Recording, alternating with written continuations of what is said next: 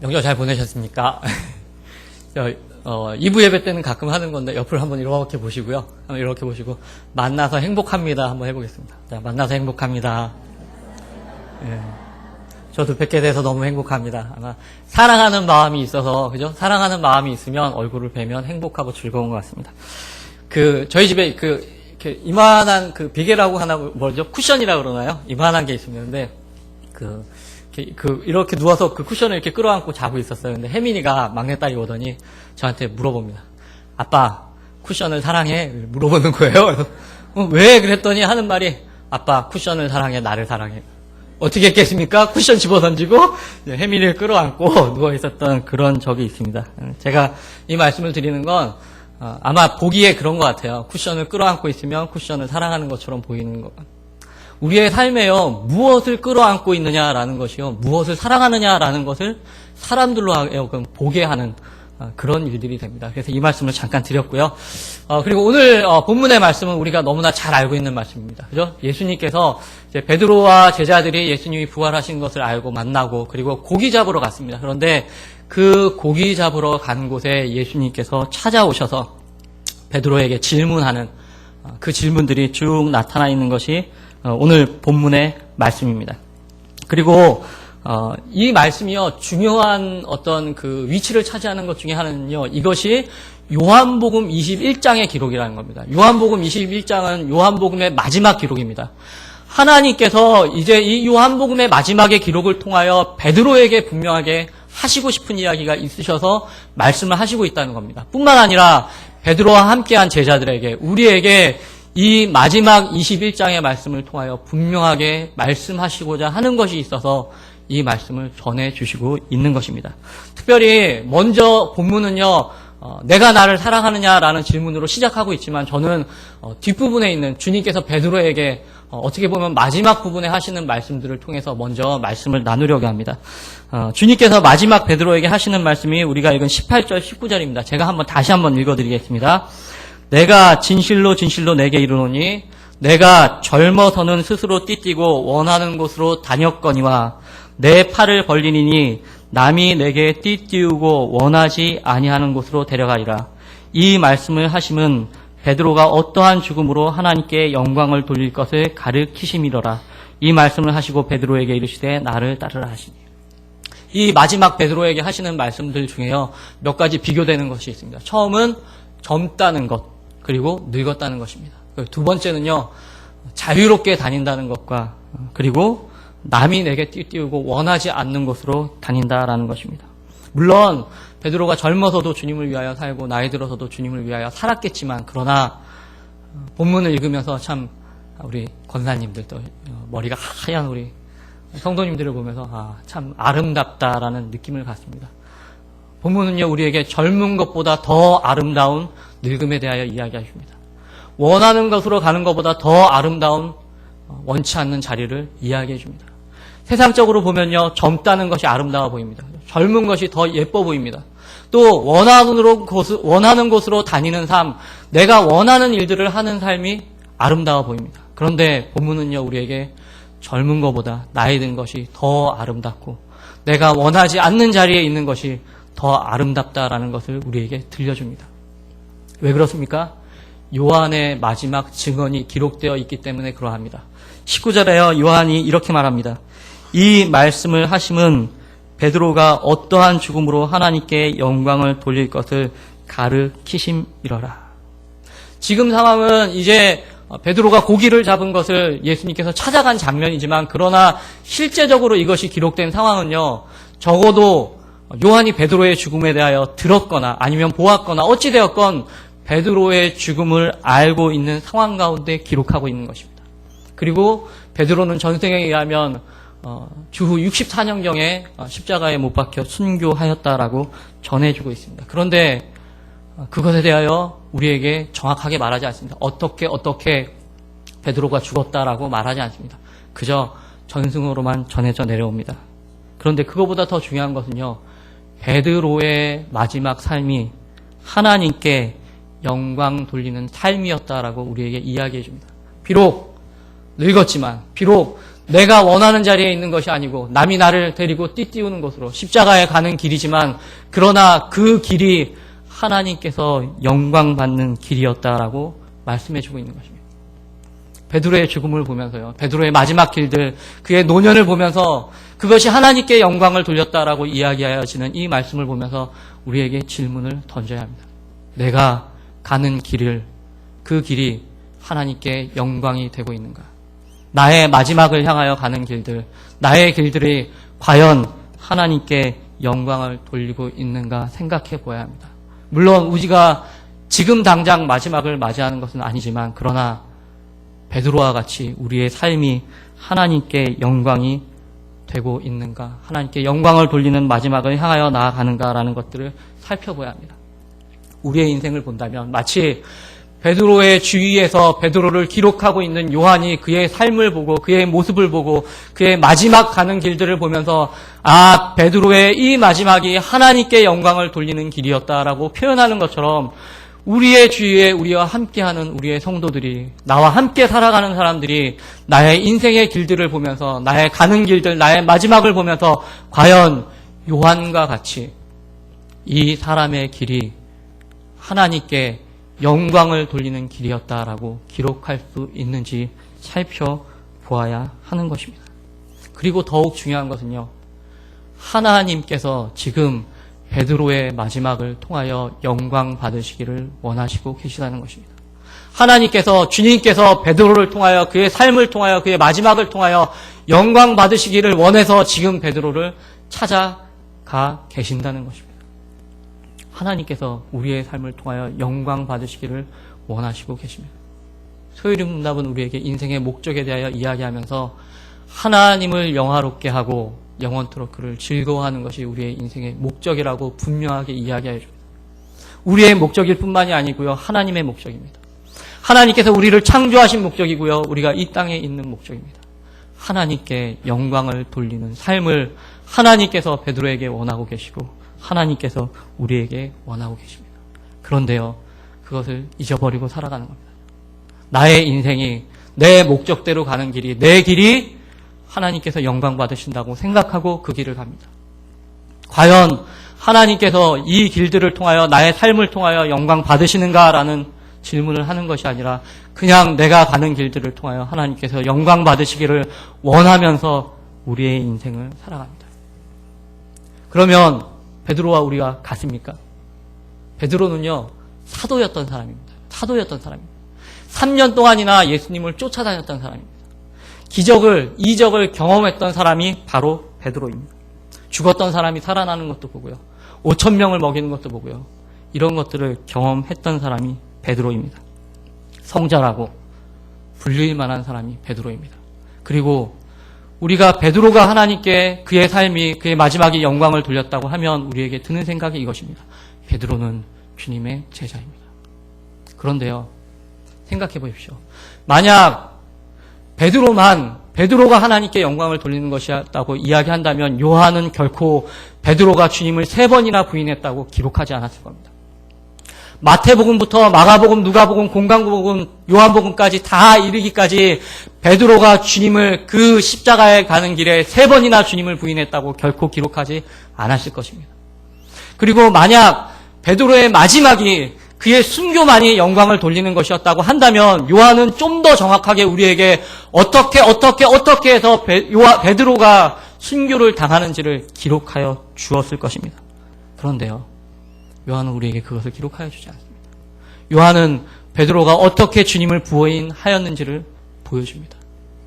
어떻게 주님을 부인하고 어떻게 고기 잡으러 가 있는지를 우리 가운데 보여주고 있습니다.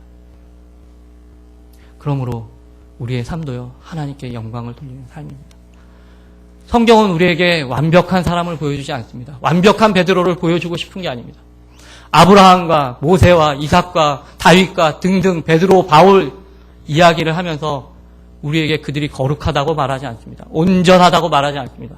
성경은요, 그들이 범죄한 것들을 보여줍니다. 아브라함이 어떤 실수를 했는지, 다윗이 어떻게 밧세바를 취하고 우리아를 죽였는지 우리 가운데 보여줍니다. 베드로가 어떻게 주님을 부인하였는지, 어떻게 고기를 잡으러 갔는지 우리 가운데 들려줍니다. 그리고 그 연약한 사람들을 통하여 하나님께서 어떻게 영광 받으셨는지를 기록하여 주는 것이 말씀입니다. 우리의 삶도요, 다르지 않습니다. 우리가 거룩해서요? 아니요. 우리가 온전해서요? 아니요. 받을만 해서요? 아니요. 부족해서요. 연약해서요. 성경의 기록이 그러하듯이 우리의 인생의 기록도 같습니다. 지금 내가 부족하지만, 지금 내가 연약하지만, 지금 내가 하나님 앞에 범죄하지만, 그러나 그러함에도 불구하고 우리의 삶을 통하여 영광 받으시는 하나님, 우리를 거룩해 하시는 하나님, 그 하나님의 기록을 쓰는 것입니다. 우리의 인생의 기록은요, 묘비에 몇 글자 써있는 글자로 판단되어지지 않습니다. 무엇을 하고 갔다. 아니요. 하나님의 보좌 앞에 우리의 인생들이 기록되어집니다. 어떤 죄악을 하고, 어떤 잘못을 하고, 어떤 실수를 하고, 어떤 사람인지 쭉 기록되어집니다. 그리고요, 그 위에 주님의 십자가의 은혜가 기록되어집니다. 내 아들이 피 흘린 기록들이 기록되어집니다. 그리고 하나님께 영광을 돌리는 그 부족했던 사람이, 그 연약했던 사람이, 그 사람이 어떻게 그리스도의 은혜로 하나님께 영광을 돌렸는지 기록하게 되는 것입니다. 그러면 우리가 어떻게 베드로와 같이 하나님께 영광을 돌릴 수 있습니까? 그 마지막이 하나님께 영광을 돌릴 수 있습니까? 가장 중요한 것은 앞에 말씀드린 대로 베드로가 주님을 찾는 것이 아니라, 실패하고 연약하고 범죄한 베드로가 주님을 찾는 것이 아니라 주님이 베드로를 찾아오는 것입니다. 우리의 삶을 통하여 하나님께서 영광을 받으시는 것, 주님께서 영광을 받으시는 것, 가장 먼저 되어지는 것은요, 주님이 우리의 삶 가운데 찾아오는 것입니다. 범죄하고 실수하고 잘못한 우리 가운데, 베드로와 같이 고기 잡는데 정신이 팔려있는 우리 가운데 주님이 찾아오시는 것입니다. 그것이 하나님께 영광을 돌리는 첫 번째 조건입니다. 하나님이, 주님이 우리의 삶 가운데 찾아오시는 것입니다. 그리고 이제 질문을 하십니다. 요한의 아들 시몬아, 내가 이 사람들보다 나를 더 사랑하느냐? 물론 사랑의 표현의 차이가, 언어적인 차이가 있습니다. 3번이나 물어보십니다. 어쨌든 중요한 것은 예수님께서 오셔서 베드로에게 하는 질문이 내가 나를 사랑하느냐라는 질문. 요한은 앞에 말씀드린 대로 3번이나 주님을 부인했다고 했습니다. 그러므로 주님의 첫 질문은요, 내가 왜 나를 부인하였느냐라고 물어봐야 마땅할 것입니다. 그런데 그렇게 묻지 않습니다. 내가 나를 사랑하느냐? 하나님께 영광을 돌리는 삶인가 아닌가라는 것의 두 번째는요, 이 질문의 소리를 듣고 있느냐는 것입니다. 내가 나를 사랑하느냐? 내가 나를 진실로 사랑하느냐? 베드로에게 질문하셨듯이 우리에게 동일하게 질문하시는 겁니다. 내가 나를 사랑하느냐? 내가 나를 사랑하느냐? 주님께서 베드로가 왜 주님을 부인했는지 모르시겠습니까? 아니면 베드로가 주님을 사랑한다는 것을 몰라서 베드로에게 물어보시겠습니까? 아니요. 주님께서 우리의 연약함을 모르시겠습니까? 우리가 무너지는 것을 모르겠습니까? 우리가 매일매일의 삶 가운데 무너지고 또 무너지고 온전하지 못한 삶을 사는 것을 주님이 모르시겠습니까? 아니면 그러한 삶에도 불구하고 우리의 중심 가운데 주님을 사랑하는 사모함이 자리 잡고 있다는 것을 주님이 모르시겠습니까? 아니요. 그러하게 주님의 첫 질문은요, 내가 나를 사랑하느냐라는 질문입니다. 내가 나를 사랑하느냐? 우리의 연약함에도 불구하고, 우리의 부족함에도 불구하고 주님께서 우리에게 하시는 첫 질문은요, 내가 나를 진실로 사랑하느냐라는 질문입니다. 우리의 삶의 길에 있어서 늘 이 질문을 해야 합니다. 내가 주님을 사모하는가? 내가 주님을 사모하는가? 내가 진실로 주님을 사모하고 또 사모하고 있는가? 그리고 그 사모함이요, 하나님께 영광을 돌리게 됩니다. 그 사모함이 하나님께 영광을 돌리게 됩니다. 때로, 매일 무너지는 제 삶을 발견합니다. 매일 무너집니다. 매일 부족합니다. 단상에 오를 때마다요, 또 설교를 준비할 때마다요, 하나님 제발 저는 좀 가르쳐 주시고요. 온전했으면 좋겠지만 그렇지 않습니다. 온전했으면 좋겠지만 우리의 삶이 그러하면 온전했으면 좋겠지만 그렇지 않습니다. 주님께서 왜 온전하지 않느냐고 안 물어보십니다. 왜 너의 삶의 뒤에는 그런 것들이 있냐고? 왜 그렇게 살아왔냐고? 왜 우리의 삶이 그러냐고? 안 물어보십니다. 무엇이요? 내가 나를 사랑하냐? 삶의 뒤를 물어보는 것이 아니라 내가 나를 진실로 사랑하고 있느냐라고 물어봅니다. 그러함에도 불구하고 내가 나를 사랑하고 있느냐? 그리고 베드로가 대답합니다. 무엇이라고 대답합니까? 그러하나이다. 내가 주님을 사랑하는 줄 주님께서 아시나이다. 그러합니다. 내가 주님을 사랑하는 줄 주님께서 알고 계십니다. 지금 상황은요, 베드로와 주님만 독대하고 있는 상황이 아닙니다. 제자들이 함께 있는 상황입니다. 제자들이. 베드로가 주님을 3번이나 부인한 것을 알고 있는 제자들이 함께 있는 상황입니다. 고기 잡으러 함께 간 제자들이 함께 앉아 있는 상황입니다. 내가 죄인인 것을 알고 있는, 내가 실수한 것을, 내가 잘못한 것을 알고 있는 사람들과 함께 있는 가운데 주님께서 베드로에게 물어보신 겁니다. 내가 나를 사랑합니다. 그리고 베드로의 대답은요, 이런 겁니다. 주님, 세상 사람들은 나를 향하여 무엇이라고 이야기하건, 내 옆에 있는 제자들이 나를 향하여 내가 실패한 사람이라고, 부족한 사람이라고, 주님을 부인한 사람이라고 이야기해도 그래도 내가 주님을 사랑합니다. 그리고 그것을 주님이 알고 계십니다. 여기에 있는 우리가 이 고백이 동일하게 있지 않습니까? 동일하게 우리에게도 이 고백이 있지 않습니까? 세상 사람들은 나의 삶을 보고 저 사람이 어떻게 예수를 믿는 사람이냐고, 예수님의 사랑이 있느냐고, 진짜 그러냐고 이야기할지도 모릅니다. 우리의 삶이 부족해서요, 온전하지 못해서요, 거룩하지 못해서요, 부족하다고 말할 수 있습니다. 그런데요, 그래도 우리의 중심은 고백할 수 있습니다. 주님, 세상 사람들이 나를 향하여 무엇이라고 이야기하건 관계없이 내가 주님을 사모합니다. 내가 주님을 사모합니다. 그리고 이 사모함을 주님이 알고 계십니다. 과거의 모습과 관계없는 겁니다. 내가 실수해도 관계없는 겁니다. 내가 범죄하고 있어도 관계없는 겁니다. 내가 온전치 못한 모습으로 살고 있어도 관계없는 겁니다. 저는 우리 모두에게 이 고백이 있다고 믿습니다.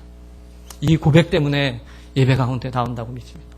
이 고백 때문에 주님께 예배하는 자리에 나와 있다고 믿습니다. 비록 부족해도요, 연약해도요, 사람들이 무엇이라고 이야기하건 그래도 내 중심에는 주님을 사모하는 사모함이 있습니다. 그리고 그것을 주님은 알고 계십니다.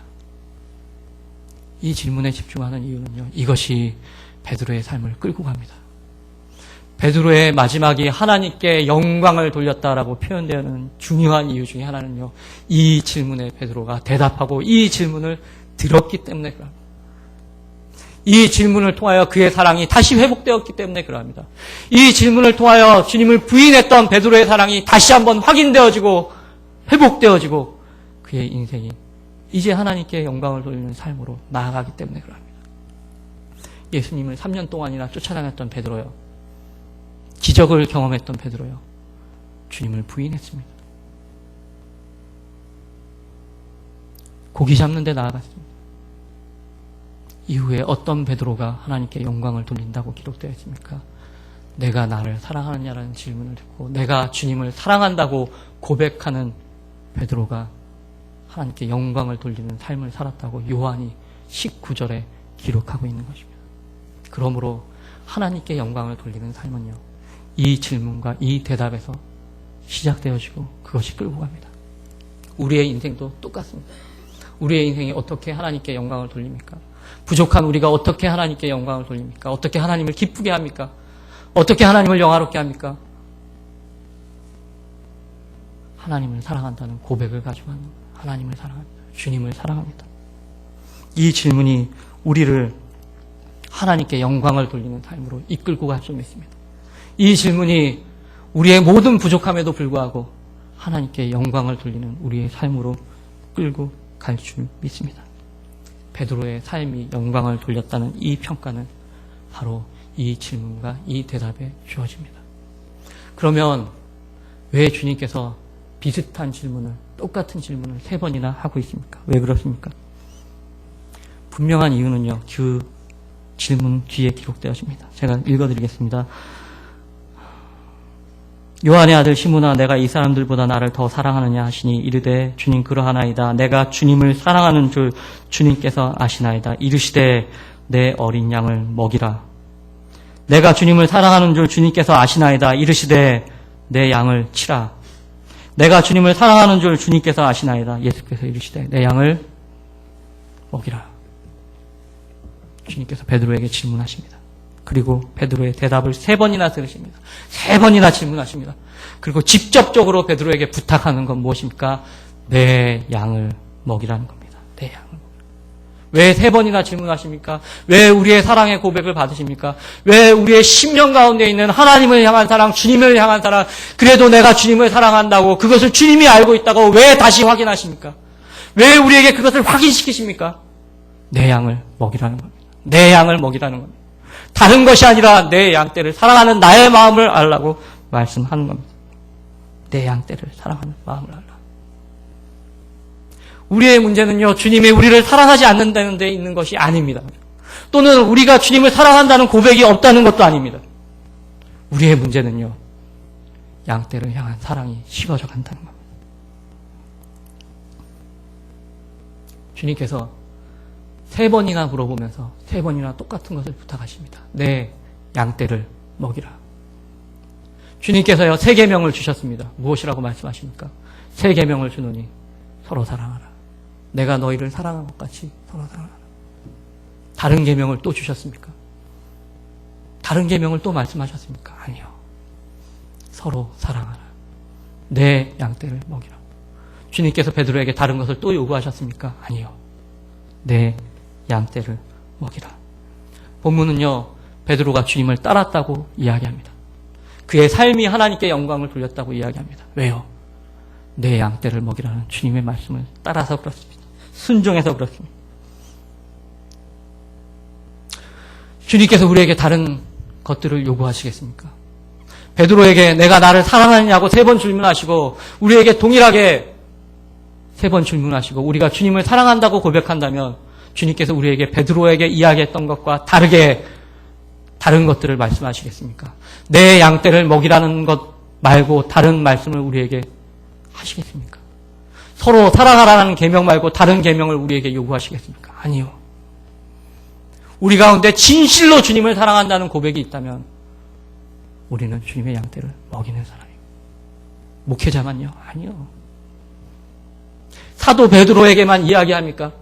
베드로만 이후에 하나님께 영광을 돌리는 삶을 삽니까? 함께 있던 제자들이 이 질문에 함께 듣고 함께 그의 마음으로 응답하고 함께 하나님께 영광 돌리는 삶을 살았던 것이 제자들의 삶입니다. 베드로만 그랬던 것이 아니고요. 함께 들었던 제자들이, 초대교회의 성도들이, 우리의 믿음의 조상들이 이 말씀에 수없이 응답하고 수없이 대답하고 양떼를 향한 사랑을 고백하고 양떼를 위한 삶을 살았던 사람이 우리의 조상들입니다. 옆을 둘러보셨죠? 행복하셨죠? 그분들이 우리의 양떼입니다. 내 주위에 있는 성도가 내 양떼입니다. 저 밖에 길을 잃고 헤매는 양떼가 사람들이 내 양떼입니다. 그리고 주님이 무엇이라고요? 내 양떼를 먹이라고. 그 양떼를 사랑하라고요. 사랑하라고요. 그래서 내게 영광을 돌리라고 말씀하고 계신 것입니다. 이 양떼는요, 다른 사람의 양떼가 아닙니다. 내 양떼도 아닙니다. 다른 사람의 양떼거나 내 양떼면요, 내가 손해보면 됩니다. 아프면 됩니다. 내가 아프고, 내가 슬프고, 내가 힘들고, 내가 손해보고, 그러면 됩니다. 내 양떼면 내가 손해보는 것으로, 내가 아파하는 것으로 끝납니다. 그런데요, 주님의 양떼입니다. 내가 아파하는 건 나는 잃어버릴지 몰라도 주님은 기억하시는 겁니다. 내 양떼를 향한 주님의 사랑이 그 양떼를 향하여 그것들을 기억하는 겁니다. 그래서 주님의 양떼라는 것이 무서운 겁니다. 내 주위에 있는 성도가요, 주님께서 내게 맡긴 양떼입니다. 내 성도를 향하여 내가 사랑하는 것, 때로는 내가 실수하는 것, 나는 잊어버려도요, 주님이 가슴 아파하는 겁니다. 주님이 가슴 아파하는 겁니다. 왜요? 주님의 양떼이기 때문에 그러합니다. 주님을 사랑하는 사람은 주님의 양떼를 먹이는 사람입니다. 주님을 사랑하는 사람은요, 성도를 사랑하는 사람입니다. 주님을 사랑하는 사람은요, 잃어버린 양떼를 향하여 사랑을 가지고 찾아다니는 사람입니다. 그리고 양떼를 사랑하는 것은요, 주님의 사랑 없이 불가능한 겁니다. 흉내는 낼 수 있지, 하는 것 같죠. 안 됩니다. 주님의 사랑 없이 안 됩니다. 그래서 3번이나 물어보시는 겁니다. 다른 것으로 가능하다면, 사랑이 없이 가능하다면, 사랑이 없이 할 수 있다면 3번이나 주님이 물어보지 않았을 겁니다. 그런데요, 양떼를 먹이는 일, 내 성도를 사랑하는 일, 내 주위에 있는 지체를 사랑하는 일, 내가 만나는 사람들을 사랑하는 일은요, 주님을 사랑한다는 고백 없이 결코 할 수 없는 겁니다. 우리는 늘 우리가 원하는 것에서 멈춰 서 있기를 좋아합니다. 내가 멈추어 서 있기를 좋아합니다. 말씀을 읽으면 주님이 나를 사랑한다는 데서 멈춰 있습니다. 아, 주님이 나를 사랑하시는구나. 만족해 합니다. 아, 내가 주님을 사랑합니다. 거기서 멈춰 있습니다. 그러나 본문은요, 거기서 멈춰 있지 않습니다. 베드로가 주님을 사랑한다는 고백에서 멈춰 있지 않습니다. 내 양떼를 먹이라고, 사랑하라고 그렇게 주님께서 부탁, 명령하십니다. 앞에서 말씀드렸지만 오늘날 우리가 또 우리의 교회가 사람들 입에 오르내리는 것, 예배가 없어서도 아니고 기도가 없어서도 아니고 주님이 우리를 사랑하지 않아서도 아니고 우리가 주님을 사랑하지 않기 때문도 아닙니다. 우리의 중심에는요, 베드로와 같이 주님을 사모하는 마음이 분명히 있습니다. 분명히 있습니다. 그 삶의 모습이 어떻든 관계없이 분명히 있습니다. 그런데 문제는요, 그 사랑을 가지고 양떼를 사랑하느냐는 겁니다. 그 사랑을 가지고요, 새 계명인 서로 살아가라는 말씀을 기억하고 있느냐는 겁니다. 오늘 우리가 이 말씀을 듣기를 원합니다. 끝까지 듣기를 원합니다. 하나님께서 내가 나를 사랑하느냐는 그 질문을 듣기를 원하고, 또 우리의 중심에 있는 주님을 사랑한다는 고백을 하기를 원하고, 그리고 주님께서 맡기신 양떼를 사랑하는, 내 성도를 사랑하는, 내 이웃을 사랑하는, 그래서 보듬어주고 사랑하고 행복해하는 우리의 삶이 되기를 소망합니다. 기도하겠습니다. 거룩하신 아버지 하나님, 하나님, 저희가 주님을 사모합니다. 사랑합니다. 이제 주님께서 맡기신 양떼를 더욱더 사랑하게 하시고, 하나님 그 삶을 통하여 영광 받으시는 하나님의 얼굴을 보도록 축복하여 주시옵소서. 감사함을 드리며 예수님의 이름으로 기도합니다. 아멘.